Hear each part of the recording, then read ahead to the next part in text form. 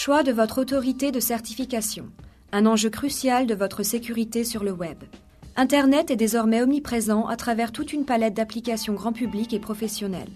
Revers de la médaille, ce succès élargit de façon considérable les publics de cibles potentielles des cybercriminels. Pour parvenir à leurs fins, les hackers ont recours à tout un arsenal de techniques d'attaque. Ingénierie sociale, liens frauduleux et autres moyens de rediriger les utilisateurs vers des sites en apparence identiques à ceux qu'ils utilisent fréquemment.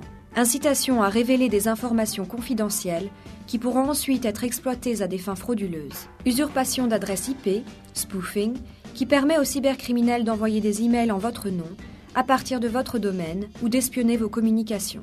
Installation de malware, ces logiciels malveillants qui mettent votre ordinateur au service des cybercriminels.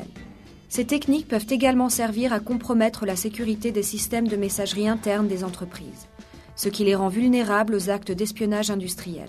Hormis leurs conséquences néfastes pour les utilisateurs, ces violations de sécurité nuisent à la réputation du site victime. L'une des règles d'or d'un site web est donc d'inspirer confiance aux cyberconsommateurs. Sans cette confiance, aucun site ou service en ligne ne peut survivre sur un marché ultra concurrentiel. En 2011, les violations de sécurité ont franchi un nouveau palier. Leur cible, les systèmes des autorités de certification, AC, ces entreprises émettrices de certificats SSL, Secure Socket Layer, destinées à prouver la sécurité des sites web et autres services en ligne, et à assurer la protection des utilisateurs. Certes, les systèmes des principales AC n'ont pas été compromis, mais en la matière, fiabilité et prix sont étroitement liés. En d'autres termes, il est primordial de faire le bon choix.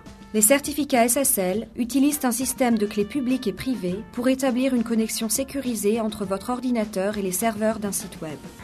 Ils prouvent ainsi que la clé publique signée, associée à un site, appartient effectivement au propriétaire de ce site. L'autorité de certification signe la clé publique à l'aide de sa propre clé privée. Lorsque vous visitez un site équipé d'un certificat SSL, le navigateur demande à consulter ce certificat. Après réception et vérification de celui-ci, il génère un code appelé clé principale, master key, puis crypte celle-ci à l'aide de la clé publique associée au certificat. Ensuite, il renvoie la clé principale cryptée au serveur du site. La négociation SSL, ou handshake, est désormais complète. Il existe différents types de certificats SSL pour chaque niveau de sécurité recherché. En entrée de gamme, vous trouverez les certificats SSL de validation de domaine. Toutefois, rien ne garantit l'authenticité du demandeur.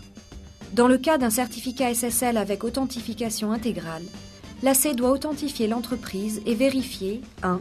Qu'elle est bien le propriétaire du nom de domaine et 2.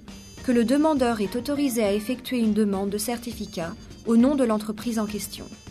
Enfin, les certificats SSL Extended Validation, EV, offrent la preuve la plus tangible de la fiabilité de votre site.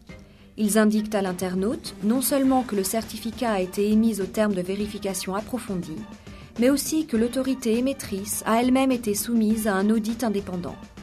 La sécurité en ligne constitue un enjeu capital. Pour accéder au système des AC, les hackers n'hésitent pas à recourir à toute une panoplie d'outils. Par conséquent, l'autorité de certification que vous choisissez devra impérativement posséder une infrastructure à la hauteur de ces défis et mettre en œuvre les moyens appropriés de prévention et de neutralisation des attaques.